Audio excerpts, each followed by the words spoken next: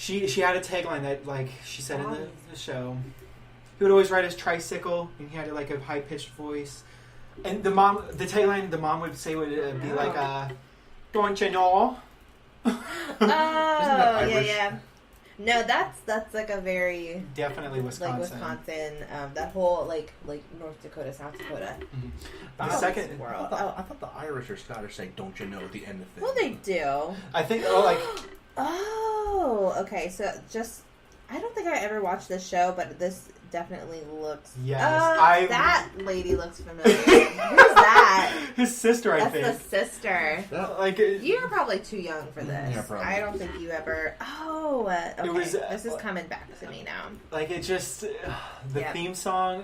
While you guys are looking that up, the second thing I wanted to say about North Dakota / Fargo, do you remember Real Chance of Love? Yes, with Real and Chance. Do you remember Corn-Fed? The blonde, short-haired girl? Was she kind of chunky? Kinda. She probably had a big butt, and that's why they call her Corn-Fed. Well, anyway... Yes, I do remember Why her. I'm asking is because she's from Fargo. Okay, and ever since then, like, Fargo's become this whole big deal, from what I know. Really? I don't know. When did the movie Fargo come out? Oh... Years ago? Years ago. Okay, so never mind. She made Fargo sound like it was this really small town or something. Oh, no, it's like... I think it's a... I mean, as far as North Dakota big goes, city. it's That's a big one, yeah. And I'm gonna look her up. As far as I know, Fargo was never on the map, or I've never heard of Fargo until I heard that she said she was from Fargo, and that was like back in like the late 2000s. Oh, this chick. Yep. Yeah, I remember her. I think she was on a season of I Love Money too. I think. Yeah. Oh, this is all coming back. This is all coming back. Throwback episode. Oh, Jesus Christ. I think that's like what we specialize in is throwbacks. Throwbacks. Okay. Old VH1 reality dating shows. So which one of these do we want to hit first? Oh, what do we got? Let's take a peek. Let's talk about spontaneity. Okay. Let's be spontaneous. Talk about spontaneity. Okay, real quick. I think why I wrote this down is because I want to know how. Do you know how to spell it? Yeah. I think I do. Okay, go ahead. Okay. Spontaneity. No, I got it. S-P-O-N. T-A-N.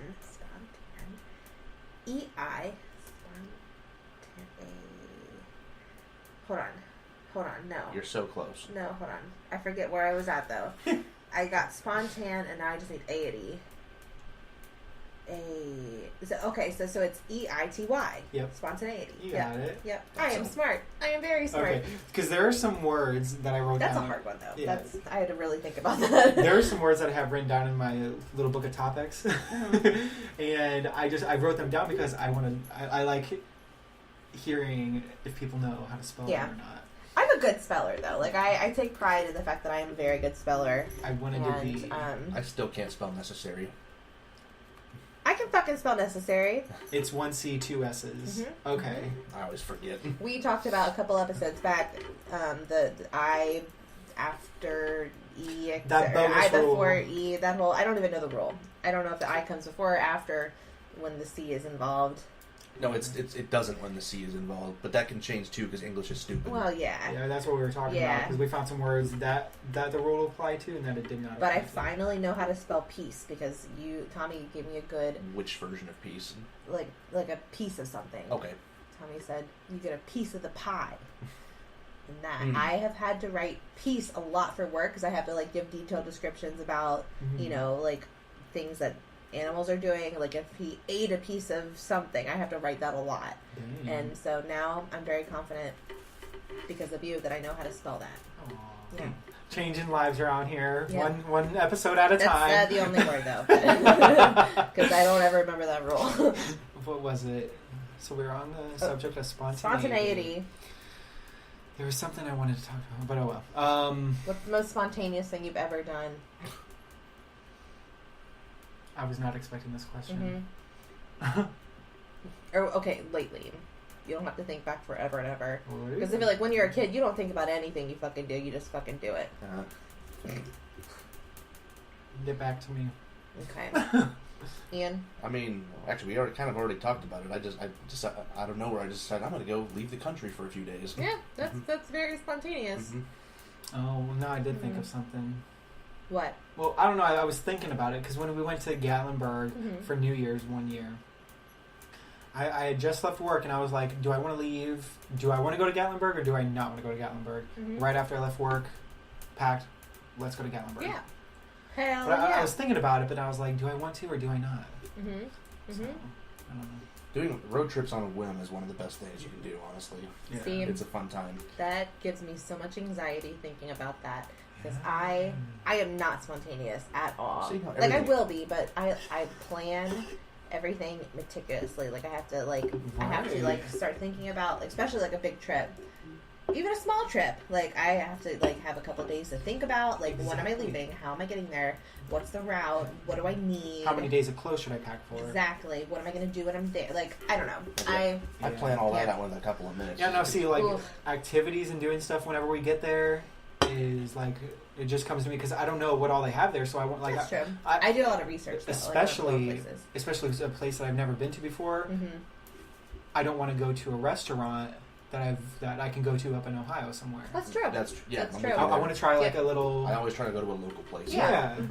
No, that's true. You can't always find that online. Yeah. Sometimes you just got to talk to people down there and say, "What do we do? What's good to do down there?" I do that for everything too. Like if I'm on a road trip and I need gas, I'll go out of my way to find like a hole in the wall gas station, not go to some like Sunoco or crap.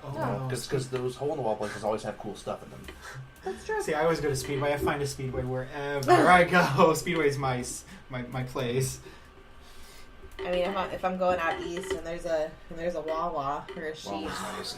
That's where I'm going. Oh yeah, Tommy went to Philadelphia and saw a Wawa for the first time. I was like a grocery store connected to a gas station. Yeah. That's sketchy as hell. Wawa is awesome. There was a Wawa right off the Navy base in Norfolk, and I went there almost every day after work. Wawa's like a restaurant.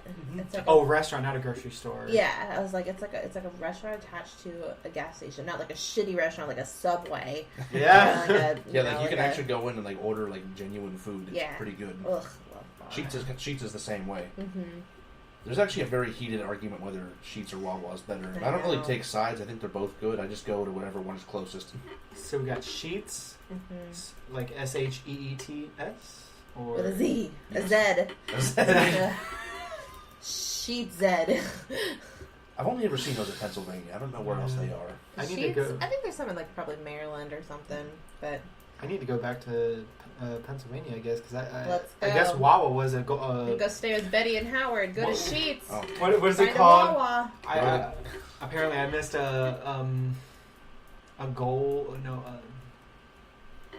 there's a phrase I'm thinking I'm wanting to say. I missed a rock in the rough. Rock in the rough. Oh, a diamond in the rough? A diamond in the rough. Yeah. Close enough. But yeah, spontaneity and I don't know.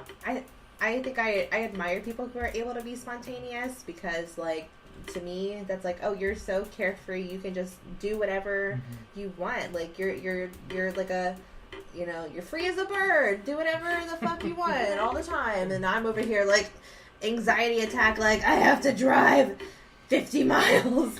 Like, I got, I don't know. Considering almost everything else in life gives me anxiety, I'm glad my brain lets me have that one thing. I guess. Let me tell you, Brandon is the most spontaneous person I've ever met. Yeah. Because literally, let me tell you this real quick. We'll leave the house, bright-eyed and bushy-tailed in the morning, to go to the store to get one thing. We won't return until 7 that night. He's like, let's go to this person's house. Let's go do this. Something will just pop up in his head and he'll just go. I mean, that's, you know what? That's cool because that's like, I don't know. That's like a fun way to spend your day. But the other day... Oh, was it a problem? Well, only because I was like, I'm tired of sitting in this car. Yeah. Well, what was he doing? And you were sitting in the car. Oh, no. I mean, like, I was just tired of driving around. Oh, like, okay. I see. That by sitting in the car. You wanted to go home and chill. Yeah, I was just like... can we just like we left this house for like to do something with moving, but we just got home. Yeah, sometimes it does get on my nerves when I'm tired and I just want to get out of there. And some people are like, "So what we doing now, boys?" And I'm like, "Bud, it's 7:00. I'm not in my PJs yet. Let's get the fuck out of here." Yeah. Oh boy. I kind of skipped the young, youthful party age and went straight to being an 80-year-old man. Honestly. See, I mean, I wish I could do. I wish I could revert back to like the party ways. That's the thing. Okay, going back to the last episode, how we are talking about like shyness or whatever, like going out and just talking to random strangers. Working in the food industry, I feel like is the best place if you want to socialize. Oh hell yeah! People coming in and out of that job, and I don't know, just like I have never partied harder than when I worked at Frisch's. Yes. Yeah, I was a hot mess that whole almost 3 years I was there. Just you want to talk about spontaneity? All like, the time. I always brought a change of clothes just in case if someone said like, "Hey, you want to do this after work?" True. Yeah, no, you did. You did. Oh God. You know what? So that was a super fun era. Right. You know, I wish I could go back to like that. Well, I mean, that lifestyle was exhausting. Don't get me wrong, but also it was really fun. And like, I wish, because like I feel like I'm super mature and responsible now with my choices. Right. For the most part. But like a little bit of that spontaneity I had back then. It's like, oh, it's a Thursday. Y'all want to go to the Mask? Let's do it. Stuff like that. Yeah, the job itself sucked, but what you got out of it was everything. Yeah, so, like, it was usually like around like 9, 10 o'clock, and we're getting ready to start closing, and then everyone's like, "What's the plan? What are we doing tonight? Where are we going?" I was always down. Like, I don't care what or who asked me to hang out. Like, I was always down to do something after work. I would hate to go back home and just like chill. Like, right. I'm pretty sure there were those one nights where I'd just be like, "No, I'm not doing anything tonight." But that was like a whole another lifestyle. Like, like we're sleeping until like noon or later, going to work at 4, and then you're like wired from work, so you're not going to go to bed as soon as you get home. Right. That was like a whole another lifestyle. Yeah, like when I worked at Wendy's, I'd always close. I wouldn't even get home till after 1 in the morning. Right. I'm not even really tired yet. Sometimes I would hang out with some friends afterwards, and I usually wouldn't go to bed till like 4 or 5. Exactly. And then I'd wake up at like 1 or 2 in the afternoon. The latest I've ever slept was after I closed at Wendy's. I woke up at like 3:30, and I was goddamn disgusted with myself. Yeah, I know what you mean. I've never slept that late in my life. I mean, hey, it happens. That whole cycle. I mean, it does kind of let you have like a more exciting life because you're out at night, which I think is when all the exciting stuff happens. And that's just what happens when you get older. Right. So, listeners, if you have any funny, spontaneous stories that you'd like to share with us, email us at tepodcast118@gmail.com. I'm going to start plugging these in the middle of the episode, too. That's true. No, that's a good idea. You want to find me on Twitter at I_am_remix. Always chopping that up. But let's move on to... debating versus arguing. Now, Erin. I feel like we're going to get into a debate here about... an argument. I think there's one major difference between the two. That's that debating is friendly and arguing isn't. That's what I was gonna say. Mm-hmm. Yep. Well, okay. Am I debating? Hold on. Debates can get heated, but like arguing is just kind of like arguing is mainly just more personal attacks than anything. Yeah, I think that's true. I think there's a certain level of aggression with arguing. Debating is like you're pulling facts, you're pulling knowledge, I think you're pulling your evidence. I think the whole idea of debating is how well can you make this person feel stupid without being a cunt? Well, that's true. But like, I don't know. I like making people feel stupid when I'm debating too. Well, that's the whole point of it. But I also like being mean. You're doing it intelligently. That's the thing. Now, where do you cross that line when it starts off as debating, but then turns into arguing? I think when emotion becomes involved. You can kind of tell when someone's getting like really upset and they're not doing a very good job at hiding it, or if someone lets it get to them. Or maybe when they start making like personal like digs. I think you literally took the words right out of my mouth. I was gonna get to that. That's like part 2. There's stages of it from what I can tell. Yeah. You start to see them get heated, and then they start to divert from the point and just start being rude. Yeah.